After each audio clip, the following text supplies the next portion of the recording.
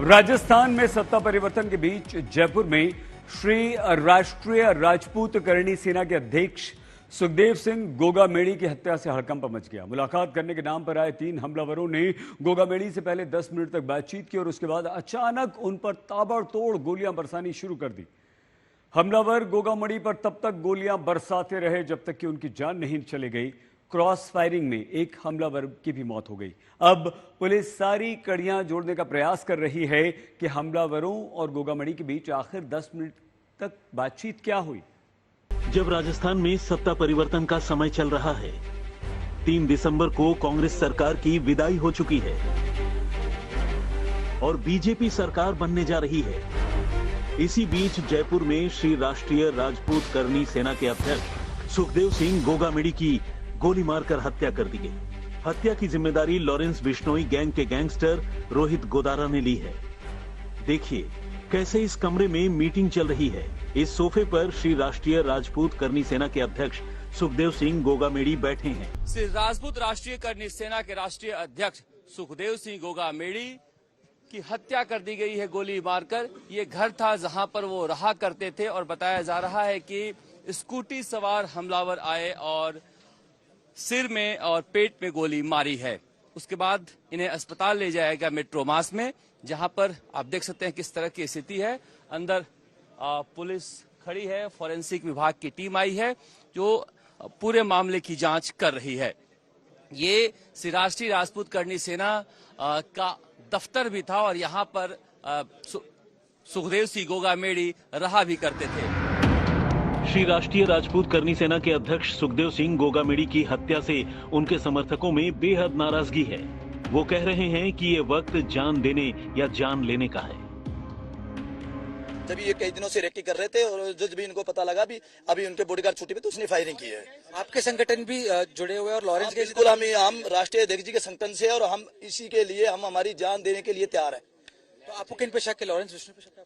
अभी हम नहीं कह सकते कि लॉरेंस बिश्नोई के आदमी है कि नहीं है, हम नहीं कह सकते। अब समझिए आखिर वारदात कैसे हुई।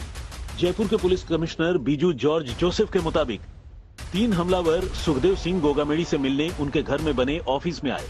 सिक्योरिटी गार्ड ने गोगामेड़ी से पूछकर उन्हें मिलने के लिए अंदर बुला लिया। कमरे में 10 मिनट तक बात होती रही। अचानक हमलावरों ने फायरिंग शुरू कर दी।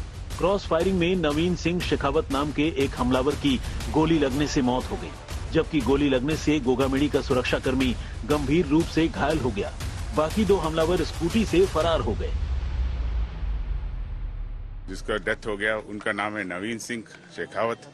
वो है यहाँ का मूल रूप से शाहपुरा के पास का रहने वाला है और अभी जयपुर में निवास कर रहा है। क्या करता था सर? ये कोई दुकान करता है, कोई छोटा मोटा कपड़े का दुकान करता है। तो जो भी हो, हम उसका उस लीड है। हमारे पास सीसीटीवी का फुटेज है।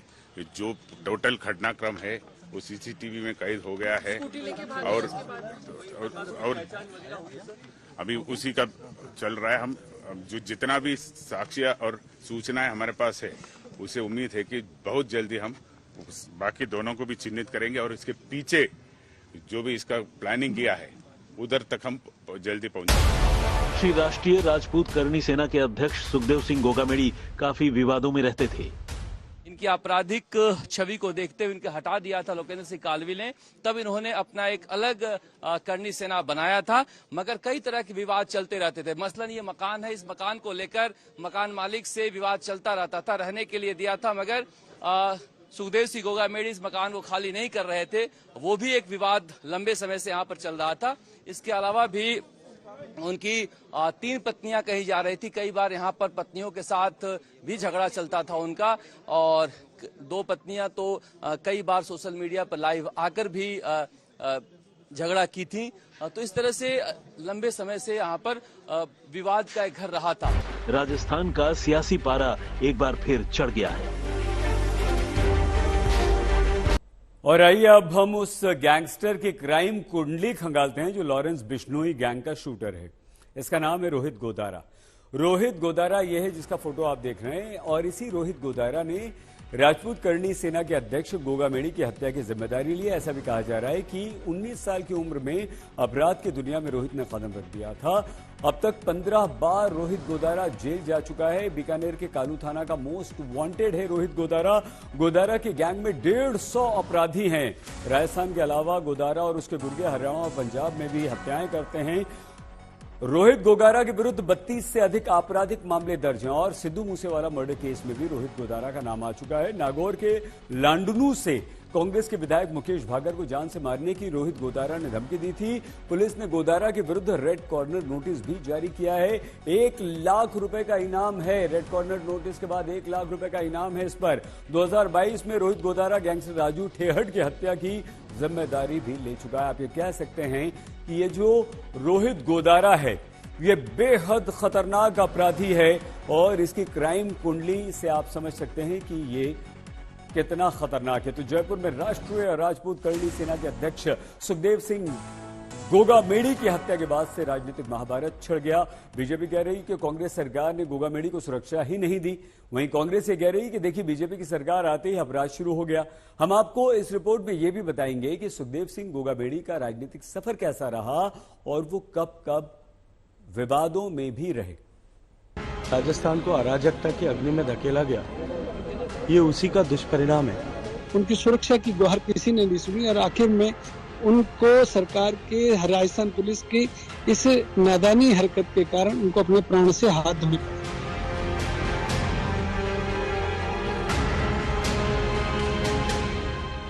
राष्ट्रीय राजपूत करणी सेना के अध्यक्ष सुखदेव सिंह गोगा मेड़ी की हत्या के बाद से सियासी वार पलटवार जारी है।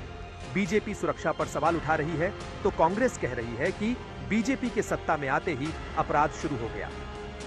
के समय से जिस तरह से राजस्थान में गैंग वॉर्स पनपी हैं, डिफरेंट गैंग्स के बीच में युद्ध शुरू हुए हैं और राजस्थान को अराजकता की अग्नि में धकेला गया, ये उसी का दुष्परिणाम है।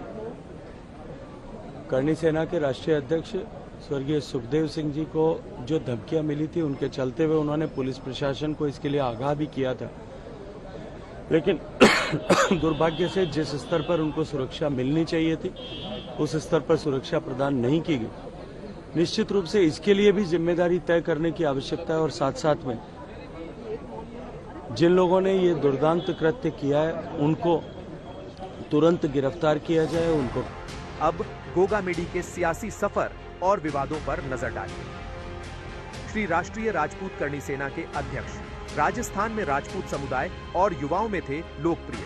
साल 2013 में करणी सेना में हुए थे शामिल। करणी सेना में विवाद के बाद अलग दल बनाया। साल 2017 में हनुमानगढ़ में एक महिला ने रेप का लगाया आरोप। पुलिस की जांच में रेप का आरोप झूठा निकला। फिल्म पद्मावत की शूटिंग के दौरान साल 2017 में राजपूत करणी सेना के लोगों ने तोड़फोड़ की थी। गैंगस्टर आनंद पाल एनकाउंटर केस के बाद राजस्थान में हुए प्रदर्शन से चर्चा में आए थे, जहां हत्या हुई उस मकान को लेकर मकान मालिक से विवाद चल रहा था। 3 पत्नियों की वजह से कई बार विवादों में रहे। जयपुर हत्याकांड की गूंज हैदराबाद तक सुनाई दी।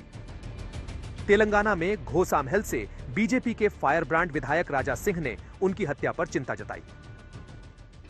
मैं राजस्थान पुलिस से यहां निवेदन करना चाहूंगा कि ये लोग कौन है जो इतना बड़ा उन्होंने कांड किया है।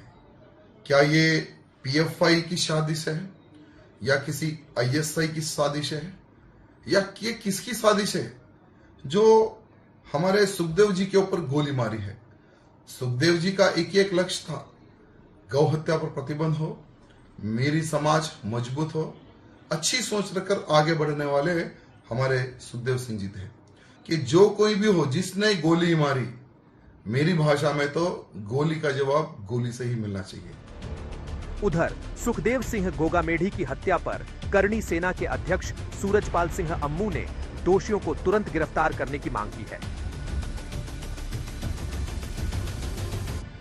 गोगा मेड़ी सामाजिक कार्यों में ज्यादा कई सालों से, मैं लगातार 6 सालों से उनको जानता हूँ जी। वो काम कर रहे थे और सामाजिक कार्यों में थे। उसके व्यक्तिगत जीवन में क्या क्या नहीं था वो तो पुलिस जांच करेगी, परंतु इस प्रकार की जो हिमाकत जिन हत्यारों ने की है, घर के अंदर घुस के गोली मारना, और उनकी निर्मम हत्या करना ये जघन्य अपराध है।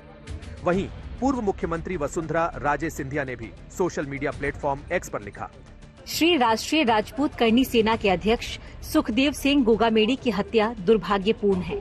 ईश्वर उनकी आत्मा को शांति प्रदान करे और शोक संतप्त परिजनों को संबल दे। राजस्थान में सीएम कैंडिडेट की दावेदार राजकुमारी दिया कुमारी ने भी एक्स पर लिखा, सुखदेव सिंह गोगामेड़ी की हत्या की खबर हैरान करने वाली है। मैं सभी से सामाजिक सद्भाव और शांति बनाए रखने की अपील करती हूं। हमारी सरकार बनने के पहले ही दिन से अपराधियों और अपराध पर नकेल कसने के लिए हर संभव कार्रवाई सुनिश्चित की जाएगी। लेकिन ये सच है कि सत्ता संभालने के पहले ही राजधानी जयपुर में हुए इस मर्डर केस ने बीजेपी को भी अलर्ट कर दिया है। शरद कुमार के साथ जय किशन, जयपुर, आज तक।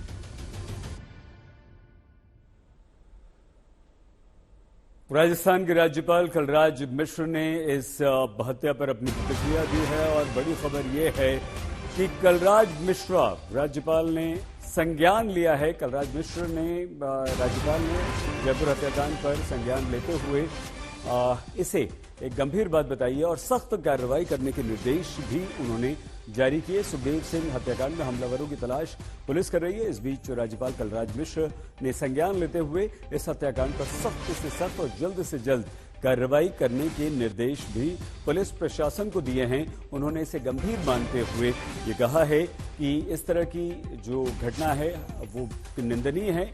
सरेआम दिन दहाड़े घर में घुसकर हत्या कर देना वो स्वीकार नहीं किया जा सकता और कलराज मिश्र ने संज्ञान लिया।